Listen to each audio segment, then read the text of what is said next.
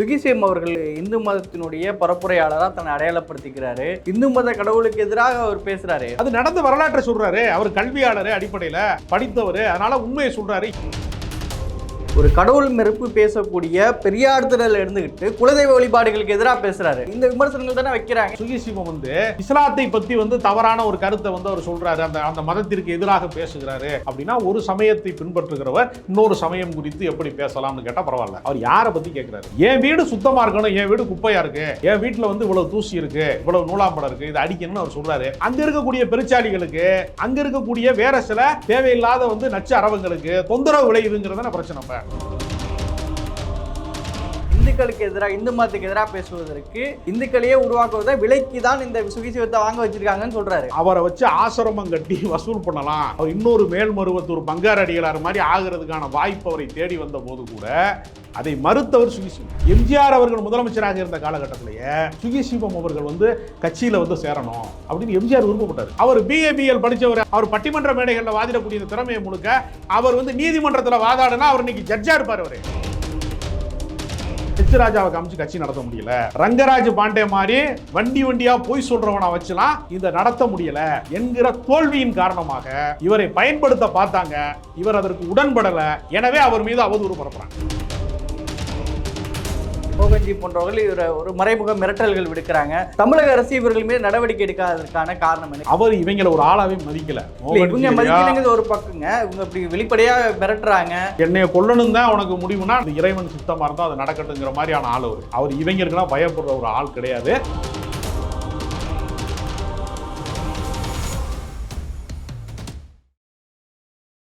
வாகை தமிழ் நேயர்களுக்கு வணக்கம். இன்றைய நேர்காணல் பகுதியில் நம்மோடு அரசியல் விமர்சகர், சமூக செயற்பாட்டாளர் ராஜகம்பீரன் அவர்களை வரவேற்று நிகழ்ச்சிக்குள் செல்வோம். வணக்கம். வணக்கம். பழனியில் உலக முத்தமிழ் முருகன் மாநாடு நடக்க இருக்குது. அறநிலைத்துறை சார்பாக அதற்கான வேலைகள்லாம் செஞ்சிட்ருக்காங்க. அதில் ஆன்மீக பேச்சாளர் சுகிசிவம் அவர்கள் பங்கேற்கிறதுக்கு பல்வேறு எதிர்ப்புகள் வந்துட்டுருக்கு.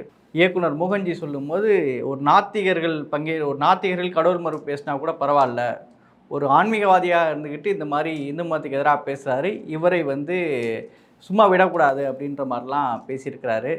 சுகிசிவம் அவர்களே தொடர்ந்து இந்த வலதுசாரிகள் எதிர்த்து வரதையும் இப்பொழுது எதிர்க்கக்கூடிய இந்த சர்ச்சைகளையும் எப்படி பார்க்கறது? சுகிசிவம் அவர்கள் ஆன்மீகத்தை உண்மையாக அணுகக்கூடிய ஒரு மனிதர். தனக்கு ஏற்பட்ட புகழ் ஒளிவட்டத்தை தவறாக பயன்படுத்துவதற்கு சம்மதிக்காதவர். உதாரணத்திற்கு ஒன்று சொல்கிறேன். எழுத்தாளர் பாலகுமாரன் அவர்கள், மறைந்த எழுத்தாளர் பாலகுமாரன் அவர்கள், உன்னுடைய பேச்சுக்கு அலை அலையாக கூட்டம் வருகிறது, இதை நீ பயன்படுத்தி கொண்டு உன்னோட ஃபாலோவர்ஸுக்கு மட்டுமே ஆன ஒரு ஆசிரமத்தை கூட உன்னால் அமைக்க முடியும் என்று ஒரு ஆலோசனை சொல்கிறார். அவருக்கென்று அவ்வளவு பெரிய கூட்டம் வருகிறது. ஏன்னா மிக சிறப்பாக பேசக்கூடியவர்களுக்கு எப்பொழுதுமே ஃபாலோவர்ஸ் வர்றதுங்கிறது ரொம்ப ஒரு இயல்பான ஒரு விஷயம். அவர் நினைத்திருந்தால் அப்படி ஒரு ஆசிரமத்தை அமைத்து கோடி கோடியாக வசூல் செய்யக்கூடிய வாய்ப்பு அவருக்கு இருந்திருக்கும். அது மட்டும் கிடையாது, மகா சன்னிதானமாக விளங்கிய தவத்திரு குன்றக்குடி அடிகளார் அவர்கள் என்னுடைய வாரிசாக உன்னை நியமிக்கிறேன் என்று இவரிடத்திலே கேட்கிறார். அவர் நினைத்திருந்தால் குன்றக்குடியினுடைய மடாதிபதியாக ஆயிரக்கணக்கான கோடிகளுக்கும் சொத்துக்களுக்கும் சொந்தமாக இருக்கக்கூடிய மடாதிபதியாக கூட அவரால் மாறி இருக்க முடியும். அவர் அதையெல்லாம் நோக்கி அவர் பயணப்படவே இல்லை. அவர் இந்த மக்களுக்கு பக்தியின் வழியாக ஒழுக்கத்தை உருவாக்க வேண்டும், ஒரு சமூகத்திலே ஒரு மாண்பை உருவாக்க வேண்டும், சிறந்த மனிதர்களை உருவாக்க வேண்டும், அதற்கே பக்தியை ஒரு இந்த வழிபாட்டை பயன்படுத்தி கொள்ள வேண்டும். அதுக்காக தான் உருவாக்கப்பட்டது பக்தியே.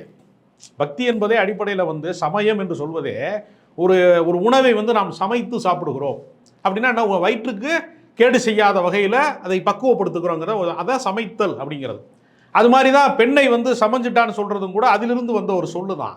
பெண் ஒரு பருவமடைந்த பெண்ணாகிட்டா, ஒரு தாய்மைக்கான தயாராகிவிட்டார் என்று சொல்வதைத்தான் அந்த சொல் குறிக்கிறது. சமயம் என்பதும் மனிதனை பக்குவப்படுத்துவதற்காக, மனிதனுக்குள் இருக்கக்கூடிய குற்ற உணர்ச்சிகளை கழுவுவதற்காக, அல்லது குற்றமே செய்ய விடாமல் அவனை தடுப்பதற்காக உருவாக்கப்பட்டதான் சமயங்கள் எல்லாமே. எல்லா காலத்திலையுமே செல்வந்தர்கள் பெரிய அளவில் சில பேர் இருப்பான், வறியவர்கள் பல பேர் இருப்பான். இந்த செல்வந்தர்கள்ட்ட போய் வறியவனுக்கு கொடுன்னு சொன்னால் கொடுக்க மாட்டான். அப்போ கடவுள் நம்பிக்கையின் பெயரால் நீ இவனுக்கு கொடுத்தா உனக்கு புண்ணியம், உனக்கு தர்மம் என்பதற்காக தான் இந்த தத்துவங்களை உருவாக்கப்பட்டன. இல்லை, அந்த தத்துவங்களை உருவாக்குனது அதெல்லாம் சரி. இப்பொழுது ஒரு இந்து மதத்தினுடைய பரப்புரையாளராக தன்னை அடையாளப்படுத்திக்கிறாரு. இந்து மத கடவுளுக்கு எதிராக அவர் பேசுறாரு. முருகன் எங்க வந்து சுப்பிரமணியன் அப்படின்னு சொல்றாரு. அது நடந்த வரலாற்றை சொல்றாரு. அவர் கல்வியாளர், அடிப்படையில் படித்தவர், அதனால உண்மையை சொல்றாரு. எப்படி வந்து அது வந்து போகர் என்பவரால் உருவாக்கப்பட்டது என்று ஒரு வரலாறு படிக்கிறாரு. அந்த வரலாற்றை வந்து மக்களுக்கு அவர் சொல்றாரு. அதுதான் கேட்கிறேன், போகர் என்ன அரசியல்வாதியா இப்படி மாத்தி கொள்வதற்கு அப்படின்னு கேட்கிறாங்க. இல்லைங்க, நடந்த வரலாற்றை அவர் சொல்றாரு. அதற்கு மேற்கோள் இருக்கு, அதற்கு ஆதாரம் இருக்கு அப்படின்னு தான் சொல்றாரு. இப்போ உதாரணத்திற்கு அத்திவரதர் வந்து தோன்றிட்டாரு பல ஆண்டுகளுக்கு பின்னாடி அப்படின்னு சொல்லி பெருங்கூட்டமா எல்லாரும் போனாங்கல்ல. அத்திவரதரை பார்ப்பதற்கான நெரிசல்ல இப்போ கூட வடநாட்டில் ஒரு சாமியார் வந்து ஒரு போலே சாமியார்னு ஒருத்தருக்கு போய் அவர் காலடி மண் எடுக்கணுங்கிறதுக்காக போய் எல்லாரும் விழுந்து செத்தாங்கல்ல. அப்போ சுகி சிவா என்ன சொன்னார்? அவர் போலே சாமியார் கிடையாது, போலி சாமியார். சாமியார்களுக்கு தான் இந்த நாட்டிலே மாமியார்கள் அதிகம்னு சில பேர் கவிதை எழுதியிருக்கிறான். ஒரு கவிஞர் எழுதியிருக்கிறாரு, சாமியாருக்கும் போலி சாமியாருக்கும் என்ன வித்தியாசம் அப்படின்னா, பிடிபட்டால் அவன் போலி சாமியார், பிடிபடவில்லை என்றால் சாமியார் என்று சொல்லக்கூடிய அளவிற்கு இதை வைத்துக்கொண்டு பல பேர் மோசடி செய்யறான். மாந்திரிகத்தின் பெயரால் நரபலியிடக்கூடிய வழக்கம், இப்படி எத்தனையோ மூட நம்பிக்கை இருக்கிறது. அப்போ பக்தியின் பெயரால் மனிதர்கள் சுரண்டப்படுகிற போது கூட்ட நெரிசல்ல போய் அத்தி வரதப்பா இப்படி போய் சாகிறதுனால அவர் சொல்றாரு, உனக்கு புத்தியே வராதாப்பா அப்படின்னு இந்த பக்தர்களை பார்த்து அவர் கேட்கிறாரு. அத்திவரதரின் பெயரால் பக்தர்களை வந்து நெரிசலில் வந்து கொல்லப்படுவதை, நெரிசலில் வந்து அவர்கள் சாவதை நான் விரும்பவில்லைன்னு சொல்றாரு. நான் என்ன சொல்றேன், சாமி கும்பிடுறதுக்காக ஒருத்தர் சாகிறதா? இது எல்லா சமயங்களும் இருக்கிறது, எல்லா சமயங்களும் இருக்கிறது உண்மைதான். என்ன அர்ஜுன் சம்பத் போன்றவர்களோ இந்து மக்கள் கட்சி போன்றவர்களோ என்ன கேள்வி வைக்கிறாங்கன்னா, ஒரு கடவுள் மறுப்பு பேசக்கூடிய பெரியார் திடல் இருந்துகிட்டு குலதெய்வ வழிபாடுகளுக்கு எதிராக பேசுறாரு, குலதெய்வ வழிபாடுகளை சித்தரிச்சு பேசுறாரு. இந்த விமர்சனங்கள் தானே வைக்கிறாங்க. இதுல நியாயம் இருக்குது தானே? ரெண்டு வகையான கருத்து இருக்கு. அதாவது கடவுள் மறுப்பாளர்களை பார்த்து என்ன சொல்றான், உனக்கு தான் கடவுள் இல்லைல்ல, நீ எதுக்கு என் ஜாமியை பத்தி பேசுறேங்கிறான் ஒரு குரூப். கேட்கறானா இல்லையா? கடவுளே இல்லைங்கிற நீ எதுக்காக வந்து அனைத்து சாதியினரும் அர்ச்சகராகலாம்னு எதுக்கு நீங்க திமுக காரங்க சட்டம் கொண்டு வரீங்க? பெரியார் எதற்கு வந்து அதை பேசுறாருன்னு கேட்குறாங்க. அவர் வந்து கடவுளுக்காக பேசல, மனிதர்களுக்காக தான் பேசுறாரு. வழிபாட்டு ஆலயங்களுக்குள்ள மனிதர்களை அனுமதிக்க மறுப்பதற்கான மனித உரிமை தான் அவர் பேசுறாரு. அப்போ என்ன சொல்றான், கடவுளே இல்லைன்னு சொல்றவன் எதுக்கு நீ வந்து கோயிலுக்குள்ள கொண்டு வந்து ஆள விடுறன்னு கேட்கறான். ஒரு பக்கம் சொந்த சமயங்கள்ல இருக்கக்கூடிய அழுக்கை வந்து சரி செய்யக்கூடிய வாய்ப்பு யாருக்கு இருக்கிறது? இப்ப சுகி சிவம் வந்து இஸ்லாத்தை பத்தி வந்து தவறான ஒரு கருத்தை வந்து அவர் சொல்றாரு, அந்த மதத்திற்கு எதிராக பேசுகிறாரு அப்படின்னா, ஒரு சமயத்தை பின்பற்றுகிறவர் இன்னொரு சமயம் குறித்து எப்படி பேசலாம்னு கேட்டால் பரவாயில்ல. அவர் யாரை பற்றி கேட்குறாரு? என் வீடு சுத்தமாக இருக்கணும், என் வீடு குப்பையாக இருக்குது, என் வீட்டில் வந்து இவ்வளோ தூசி இருக்குது, இவ்வளோ நூலாம்படம் இருக்குது, இதை அடிக்கணும்னு அவர் சொல்கிறாரு. அப்போ அந்த வீடு சுத்தப்படுத்துறதுங்கிறது மூலமாக அங்கே இருக்கக்கூடிய பெருச்சாளிகளுக்கு, அங்கே இருக்கக்கூடிய வேற சில தேவையில்லாத வந்து நச்சு அரவங்களுக்கு தொந்தரவு விளையுதுங்கிறதான பிரச்சனை. இப்போ அதை வைத்து யார் பிழைப்பு நடத்துகிறார்களோ? இல்லை, பெரியார் திடல் இருந்துக்கிட்டு இப்படி பேசுகிறாரு, கடவுளை எதிர்க்கக்கூடியவங்க அவங்க அந்த இடத்துல இருந்து பேசுகிறாரு தானே. சரி, இதற்கு வரலாற்றில் வந்து எடுத்துக்காட்டே இல்லையா? அந்த இடத்திலிருந்து யாருமே இது வரைக்கும் பேசினதே கிடையாதா? தந்தை எதிர்ப்பு இந்த இடத்துல வருது. தந்தை பெரியாரும் தவத்திரு குன்றக்குடி அடிகளாரும் இணைந்து சமூக விஷயங்களிலே நாம் இணைந்து பணியாற்றுவோம்னு கடந்த காலத்தில் சொல்லியிருக்காங்க. நீங்கள் தவத்திரு குன்றக்குடி அடிகளாருங்கிறவரை வந்து நீங்கள் மறுக்க முடியுமா? நீங்கள் அவர் சமய சான்றோர் கிடையாது, அவர் சமய சொற்பொழிவு. நான் கேட்டிருக்கேன், என்னுடைய இளம் வயதில் என்னுடைய கல்லூரி காலங்களில் மிகப்பெரிய ஆன்மீக மாநாடுகளை வந்து நடத்துவாங்க மதுரை பகுதிகளில். நான் ஒரு மேடை பேச்சு வந்து அடிகளார் அவர்களுடைய மேடை பேச்சை கேட்கக்கூடிய ஒரு தமிழ் பற்றாளனாக ராஜா முத்தையா மன்றத்தில் நடந்த ஒரு சைவ சித்தாந்த ஒரு மாநாடு நடக்குது. அந்த மாநாட்டில் அடிகளார் பேசுகிறார் என்பதற்காக, அடிகளாரின் பேச்சு கேட்பதற்காக நான் எதிர்பாராத விதமாக மதுரையில் வந்து ஒரு வேலையாக சுற்றிட்டு இருக்கும்போது அடிகளார் பேச போகிறாரு அப்படிங்கிற ஒரு சுவரொட்டி பார்க்குறேன். நான் கொஞ்ச நேரம் எப்படி இருக்குன்னு கேட்போமே அப்படின்னு ஒரு கடைசி வரிசையில் நின்று கொஞ்ச நேரம் கேட்டுட்டு போவோம் அடிகளார் பேச்சு அப்படின்னு நான் நின்று கேட்குறேன். அவர் அடிகளார் பேசுகிறாரு. கோவிலினுடைய வாசலில் நூற்றுக்கணக்கான பேர் பிச்சைக்காரர்கள் இருக்கிறார்கள். அவர்களுக்கு எதுவுமே செய்யாமல், பசித்தவர்களுக்கு எதுவுமே உதவி செய்யாமல் நேரடியாக கொண்டு வந்து உண்டியலிலே போய் உங்களுடைய பணத்தை போட்டால், பசித்தவன் வயிற்றுக்கு உணவு போடாமல் நீ உண்டியலிலே பணத்தை போட்டால் அது எப்படி பக்தியா இருக்க முடியும்னு அவர் கேட்கிறாரு. எங்கே கேட்கிறாரு? முழுக்க முழுக்க சமய பற்றாளர்கள் பக்தி மாநாட்டில் கேட்டார். அவரை யாரும் இந்து சமயத்தின் விரோதி என்று யாருமே சொல்லலையே. அது மாதிரி வந்து மண்டைக்காட்டில் கலவரம் நடக்கும்போது தவத்திரு குன்றக்குடி அடிகளார் போய் சமாதானம் செய்து அந்த சமூக மக்களிடத்தில் போய் பேசி மீனவர்களுக்கிடையே இந்த இந்துக்களுக்கும் கிறிஸ்தவர்களுக்குமான கலவரமாக அது மாறிவிடக்கூடாது, அதை தூண்டிவிட்ட தீய சக்திகள் யார் என்பதை அடையாளம் கண்டுபிடித்து அந்த மக்களிடத்திலே வந்து ஒருங்கிணைப்பு செய்ய வேண்டும் என்று அது எம்ஜிஆர் காலகட்டம். எம்ஜிஆர் முதலமைச்சராக இருந்த காலகட்டத்தில் சமூக நல்லிணக்கத்தை காவல்துறையை வைத்து நிகழ்த்த முடியாது என்பதற்காக இவர் போய் அந்த இடத்துல போய் மக்களா போய் பேசினாரு. ஒரு சைவ மடாதிபதி மீனை தூக்கிட்டு போய் வியாபாரம் பண்ணி கொடுத்தாருங்க. மீனவர்களுடைய, நான் வந்து கிறிஸ்தவ மீனவர்களுடைய இதை வந்து நான் வாங்க மாட்டேன்னு சொன்ன இடத்துல மீன் வியாபாரத்தை நான் செய்கிறேன், நான் ஒரு சைவ மடாதிபதி, இந்த மக்களிடத்தில் மீண்டும் ஒற்றுமை வரணும்னு தவத்திரு குன்றக்குடி அடிகளார் வந்து அங்கே போய் மண்டைக்காடு கலவரத்தை வந்து தடுத்து நிறுத்துவதற்காக போராடி இருக்கிறார். அது மட்டும் கிடையாது, நான் இன்னொன்று சொல்றேன், வரலாற்றினுடைய மிக முக்கியமான சம்பவம் சொல்றேன். நானே பாபர் மசூதி இடிக்கப்பட்ட போது அதை கண்டித்து மதுரையில் தவத்திரு குன்றக்குடி அடிகளார் ஊர்வலம் போனாரு. அப்பொழுது சொல்றாரு, இஸ்லாமியர்கள் யாரும் கலந்து கொள்ளாதீர்கள், வேறு சமயத்தவர்கள் யாரும் கலந்து கொள்ளாதீர்கள், இந்துக்கள் செய்த தவறுக்கு நாங்கள் இந்துக்கள் வந்து நாங்கள் வருத்தப்படுகிறோம், எங்களின் பெயரால் எங்கள் சமயத்தின் பெயரால் இப்படி ஒரு அட்டூழியத்தை செய்திருக்கிறார்கள், ஒரு அநீதியை இழைத்து விட்டார்கள் என்பதற்காக நாங்கள் இதை கண்டிக்கிறோம், இந்துக்கள் கண்டிக்கிறோம்னு ஒரு மடாதிபதி ஊர்வலம் போனாருங்க. அவர் சமயப்பற்றாளர் கிடையாதா? அவர் மடாதிபதி கிடையாதா? அவர் மகா சன்னிதானம் கிடையாதா? அடிகளாருடைய தொடர்ச்சியாக சுகிசீவத்தை சொல்றீங்க. ஆனால் இந்து மக்கள் கட்சி போன்றவங்க என்ன சொல்கிறாங்கன்னா, மத கலவரத்தை தூண்டுவதை இந்த மாதிரி ஆன்மீகவாதியாக இருந்துக்கிட்டு இந்த மாதிரி நாத்திகத்தை பேசுகிறவங்க தான் சொல்கிறாங்க. இந்து மகா சபை, அந்த சபை, இந்த சபை, இந்து மக்கள் கட்சியெலாம் சொல்லி கோவில் நிலங்களை ஆட்டையை போட்டதெல்லாம் இப்பொழுதுதான் அரசு கண்டுபிடிச்சி பல பேர் உள்ள தூக்கி கோடம்பாக்கம் சிறின்னு ஒருத்தன் இதே சேத்துப்பட்டில் இருக்கக்கூடிய இடத்த பூரா, கோவிலுக்கு சொந்தமான நிலத்தை பூரா ஆக்கிரமித்து அங்கு வந்து அறநிலைத்துறைக்கு வர வேண்டிய வருமானத்தை பூரா ஆட்டையை போட்டான்னு சொல்லி போலீஸ் நடவடிக்கை எடுத்து அப்புறப்படுத்தினாங்க.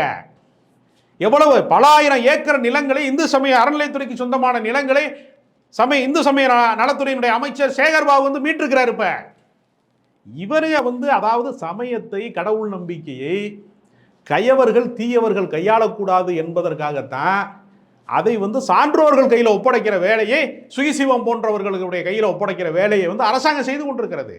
அவர் இந்து சமயத்துக்கு எதிரானவர் அல்ல, பொதுமக்கள் நம்ப மாட்டாங்க. இல்லை, அதுதான் என்ன கேட்குறாங்க, திமுக வந்து இந்துக்களுக்கு எதிராக, இந்து மதத்துக்கு எதிராக பேசுவதற்கு இந்துக்களையே உருவாக்குவதை விலைக்கு தான் இந்த சுகிசிவத்தை வாங்க வச்சிருக்காங்கன்னு சொல்றாரு. சுகிசிவத்திற்கு விலை பேசுவதற்கு ஒருவனுக்கு கூட யோக்கியதை கிடையாது. சுகிசிவம் எப்பொழுதுமே டபுள் கேம் ஆடினதே கிடையாது இது வரைக்கும். அவர் வெளிப்படையாக, அதைத்தான் நான் முதல்ல தொடக்கத்தில் சொன்னேன், அவரை வச்சு ஆசிரமம் கட்டி வசூல் பண்ணலாம், அவர் இன்னொரு மேல்மருவத்தூர் பங்கார் அடிகளார் மாதிரி ஆகிறதுக்கான வாய்ப்பு அவரை தேடி வந்த போது கூட அதை மறுத்தவர் சுகிசிவம். சுகிசிவம் வந்து வெளிப்படையாக இருப்பார். சில பேர் என்ன பண்ணுவான்னா, சமய சொற்பொழிவாளர்கள், பட்டிமன்ற நடுவராக இருக்கிறவங்களாம் சில பேர் என்ன பண்ணா, நிறைய ஃப்ராடுலாம் இருக்காங்க. என்ன செய்வாங்கன்னா, நாங்கள் வந்து இந்த மாதிரி அனாதை இல்லத்துக்கு வந்து உதவி செய்கிறோம் அப்படின்னு சொல்லி பெரும் பணக்காரர்களுக்கு மத்தியில் நடக்கக்கூடிய நிகழ்ச்சிகளுக்கு போகும்போது அதுக்கு டொனேஷன் கொடுங்க அப்படின்னு அவங்களுக்கு தெரிஞ்சவன் அக்கௌண்ட் நம்பரில் பணம் போட சொல்லி காசை ஆட்டையை போட்டவங்களெல்லாம் எனக்கு தெரியும். பேர் சொன்னால் அது அவமானம், அசிங்கங்கிறதுனால சபை நாகரிகம்னு சொல்லுவாங்களா, அது மாதிரி சொல்கிறேன். ஒரு ஊடக நாகரிகம் கருதி அவங்க பேரை சொல்லலை. பல பேர் திருட்டு வேலை பார்க்குறவங்களாம் இருக்கான். அதுபோல் ஏதாவது ஒரு வேலையை கூட அவர் செஞ்சது கிடையாது. அவரை வந்து யார், அதாவது சுகிசிவத்தை பாஜக பயன்படுத்த பார்த்தது, நான் பகிரங்கமாக குற்றச்சாட்டு சொல்கிறேன். பாஜக சுகிசிவத்தை பயன்படுத்தி கொள்ள வேண்டும் என்று நினைத்தது, அதற்கு அவர் உடன்படலை. திமுக சார்ந்த விஷயங்கள்லையுமே அறம் சார்ந்த விஷயங்கள், நியாயம் சார்ந்த விஷயங்களுக்கு தான் அவர் போவார். திமுகவுக்குலாம் அவரெல்லாம் முட்டு கொடுக்க மாட்டார். ரொம்ப பேர் தவறாக நினச்சிக்கிட்டு இருக்காங்க, அவர் திமுகவுக்கு வந்து முட்டு கொடுக்குறாரு ஜால்ராடி, அப்படி செய்யவே மாட்டார். ஏன்னா எம்ஜிஆர் அவர்கள் முதலமைச்சராக இருந்த காலகட்டத்திலேயே சுகிசிவம் அவர்கள் வந்து கட்சியில் வந்து சேரணும் அப்படின்னு எம்ஜிஆர் விருப்பப்பட்டார். ஏன்னா எம்ஜிஆருக்கு வந்து மேடையில் சிறப்பாக பேச வராது.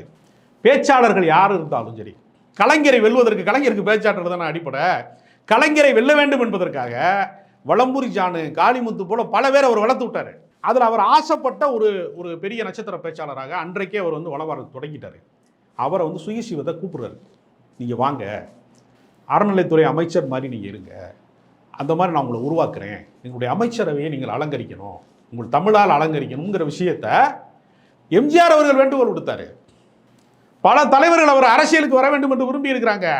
அவர் BABL படித்தவர், அவர் சட்டத்தில் வந்து இந்த வாதிடக்கூடிய திறமையை முழுக்க, அவர் பட்டிமன்ற மேடைகளில் வாதிடக்கூடிய இந்த திறமையை முழுக்க, அவர் வந்து நீதிமன்றத்தில் வாதாடினா அவர் இன்னைக்கு ஜட்ஜாக இருப்பார். அவர் அவங்க அப்பா வந்து ஆல் இண்டியா ரேடியோவில் வந்து ஒரு பெரிய உயர் அதிகாரியா, நிலைய அதிகாரியாக இருந்தவர், ஆல் இண்டியா ரேடியோவில் இருந்தவர். அவங்க அண்ணன் வந்து பெருமாள் என்று சொல்லக்கூடியவர் வந்து தூர்தர்ஷனுடைய இயக்குனராக இருந்தவர். அவர் ஒரு பெரிய சூழலில் வளர்ந்தவர். அவர் நினைத்திருந்தால் வேறு வாழ்க்கையை அவர் வாழ்ந்திருக்க முடியும். அவரை பாஜக பயன்படுத்த நினைத்தது, அவருடைய சொற்பொழிவுக்கு பெரும் கூட்டம் வருகிறது, அவரை நம்புவதற்கு பல பேர் இருக்கிறாங்க. எனவே இந்துத்துவாவை அவரின் வழியாக செயல்படுத்தினால்தான் நம்ம உருவாக முடியும். ஏன்னா எச் ராஜாவை காமிச்சு கட்சி நடத்த முடியல. ரங்கராஜ் பாண்டே மாதிரி வண்டி வண்டியா போய் சொல்றவனை வச்சுலாம் இதை நடத்த முடியல என்கிற தோல்வியின் காரணமாக இவரை பயன்படுத்த பார்த்தாங்க. இவர் அதற்கு உடன்படல. எனவே அவர் மீது அவதூறு பரப்புறாங்க. இப்போ அவதூறு பரப்புறாங்க. மாநாட்டுக்கு முருகன் மாநாட்டுக்கு பங்கேற்றால் நாங்கள் கட்சி அறிவிக்கிறாங்க. அதே சமயம் மோகன்ஜி போன்றவர்கள் இவர் ஒரு மறைமுக மிரட்டல்கள் விடுக்கிறாங்க. தமிழக அரசு இவர்கள் மீது நடவடிக்கை எடுக்காததற்கான காரணம் என்ன? இவர்கள் மீது என்ன செய்யணும் தமிழக அரசு? அவர் வந்துங்க முழுமையான கடவுள் பற்றாளர் சுகிசிவம். இன்னை கடவுள் காப்பாற்றுவார் நம்பக்கூடியவர் அவர். அவர் வந்து அரசாங்கத்திட்ட பாதுகாப்பு கேட்டால் அவங்க கொடுப்பாங்க. அவர் இவங்களை ஒரு ஆளாவே மதிக்கல. இவங்க மதிக்கலைங்கிறது ஒரு பக்கங்க. இவங்க இப்படி வெளிப்படையா மிரட்டுறாங்க, கருப்பொடி காட்டுன்றாங்க, அவரை பங்கேற்க விடாமல் செய்வோம்னு சொல்றாங்க. அதை எதிர்கொள்ளக்கூடிய தைரியம் அவருக்கு இருக்குங்க. அதை எதிர்கொள்ளக்கூடிய தைரியம் அவருக்கு இருக்கு. அவருக்கு வந்து அவர் போலீஸ்காரனை நம்பியோ துப்பாக்கியை நம்பியோ அவர் வாழலை. அவர் ஒரு அறம் சார்ந்த வாழ்க்கையில் நான் இருக்கேன், என்னைய கொல்லணும் தான் உனக்கு முடிவுனா நான் அது இறைவன் சித்தமாக இருந்தால் அது நடக்கட்டுங்கிற மாதிரியான ஆள் அவர் இவங்களுக்கெல்லாம் பயப்படுற ஒரு ஆள் கிடையாது. முருகனுடைய பக்தி மாநாட்டுக்கு பேச போகிறதையே அவர் ஏதோ பகுத்தறிவாளர் மாநாட்டுக்கு போகிறது மாதிரி திசை திருப்பி பேசுகிறாங்க. அவர் வந்து முழுக்க கடவுள் நம்பிக்கை சார்ந்த கூட்டங்களில் தான் அவர் பங்கேற்கிறாரு. மாற்று கருத்துடையவர்களோட ஒரு நாகரிகத்தின் பண்பாட்டின் அடிப்படையில் நாகரிகத்தின் அடிப்படையில் எல்லாரோடு உரையாடக்கூடியவர், மாற்று கருத்துக்களை மதிக்கக்கூடியவர், அவ்வளோதானே தவிர அவரை கொச்சைப்படுத்துவது, அவர் ஏதோ இந்து சமயத்துக்கு வாழ்நாள் முழுக்க சமய சொற்பொழிவுக்காக அவர் வந்து ஒரு ஜட்ஜாக வர வேண்டிய, ஒரு சட்ட வல்லுநராக வர வேண்டிய வாய்ப்பை தவற விட்டு, அரசியல் ரீதியாக ஒரு அமைச்சராக ஒரு சட்டமன்ற உறுப்பினராக வருவதற்கான வாய்ப்பை தவற விட்டு, இந்த சமயத்தை வந்து மக்களுக்கு சரியான முறையில் கொண்டு போய் சேர்க்க வேண்டும் என்பதற்காக பேசி கொண்டிருக்கிற ஒரு நபரே அந்த மதத்திற்கே எதிரானவர் என்று திசை திருப்புவதன் வழியாக ஆர்எஸ்எஸ் பாஜகவின் திட்டத்திற்கு சுகிசிவம் அடிபணிய மறுக்கிறார். அவர் வந்து சமயம் என்பது அன்பு சார்ந்தது, வன்முறை சார்ந்தது அல்ல. பிற சமயங்களை வெறுப்பதற்கு என்னை பயன்படுத்தி கொள்ள முடியாது யாராலையும் என்று அவர் பகிரங்கமாக சொல்றார். அந்த கோபத்தின் காரணமாக அவரை கொச்சைப்படுத்துகிறார். நிகழ்ச்சியில் பங்கேற்று உங்களுடைய கருத்துக்களை பகிர்ந்து கொண்டமைக்கு நன்றி.